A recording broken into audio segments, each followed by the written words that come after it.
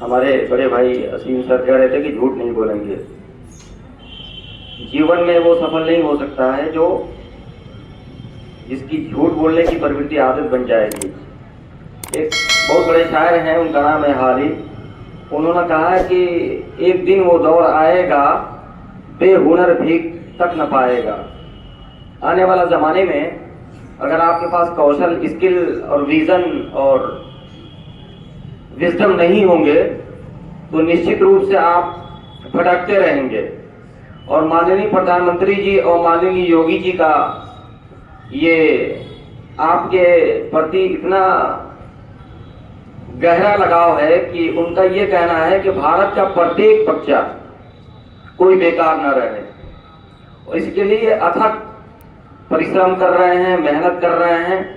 तो बेटा उनके बताए हुए मार्ग पे हमको चलना है, उनकी बातों को, उनके उद्बोधन को सुनना है, उन पे अमल करना है।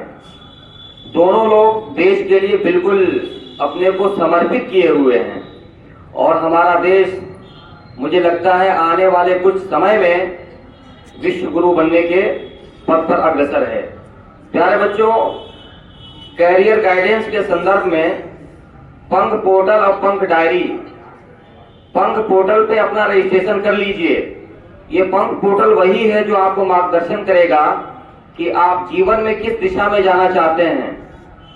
तो सभी बच्चे 10 और 12 से मैं कहना चाहूंगा कि अपना रजिस्ट्रेशन नंबर लेकर के 1 2 3 4 5 6 उनका पासवर्ड है, उसको इस्तेमाल करके उस पर एनरोल हो जाएं।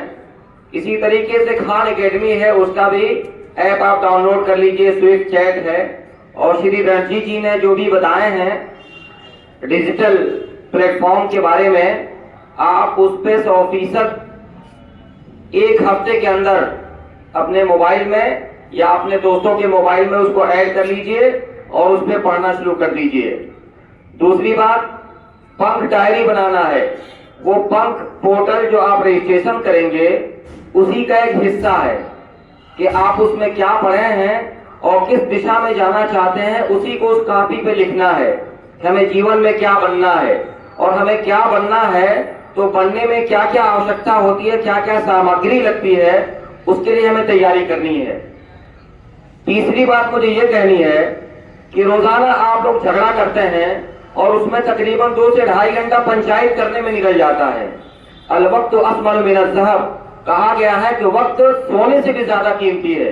दुनिया में कोई सबसे ज्यादा कीमती चीज है तो वक्त है। गया वक्त फिर हाथ आता नहीं, जो वक्त हाथ से निकल जाता है वो फिर कभी आने वाला नहीं है। तो मैं आपसे अदब से और हाथ जोड़कर विनती करता हूं कि झगड़ा लड़ाई मत करिए। यहाँ आपका मेन फोकस पढ़ने पे होना चाहिए। बारंबार कहता हूं, अभी एडमिशन प्रक्रिया भी चल रही है, पढ़ाई भी हो रही है, दोनों काम हो रहे हैं। हो सकता है कोई शिक्षक कहीं ड्यूटी लगी हो तो उस पीरियड में जो सब्जेक्ट है उसको निकाल के आप पढ़िए। और इतिहास गवाह है कि वही हिस्ट्री क्रिएट करते हैं जो स्वयं मेहनत करते हैं। कोई आपको देवदूत नहीं आएगा कि हाथ पकड़ के आपको आईएएस बना देगा, हाथ पकड़ के आपको टीचर बना देगा, हाथ पकड़ के आपको वैज्ञानिक बना देगा, हाथ पकड़ के आपके घर की समस्याओं को दूर कर देगा, हाथ पकड़ के आपकी गरीबी को दूर कर देगा। ये सब सारी चीजें उस वक्त हो सकती हैं कि जब आप ठानेंगे। आपका सबसे ज्यादा हमदर्द कौन है? कौन बताओ? सबसे ज्यादा हमदर्द आप हैं। आप जब तक नहीं चाहेंगे तब तक कोई बदलाव नहीं हो सकता है। इन्हीं बातों के साथ में अपनी बातों को खत्म करते हैं और उम्मीद करता हूं कि आज के बाद अपने कक्षाओं में बने रहेंगे, लड़ाई झगड़ा नहीं करेंगे। और एक मूल मंत्र बताता हूं, अगर आपका किसी से नहीं बनता है तो आप उससे बात ही ना करिए। आप ये ठान लीजिए कि जब तक मैं राजकीय इंटर कॉलेज देवरिया में रहूंगा उसके मुंह की तरफ नहीं देखूंगा। लड़ाई झगड़ा वहीं खत्म हो जाती है।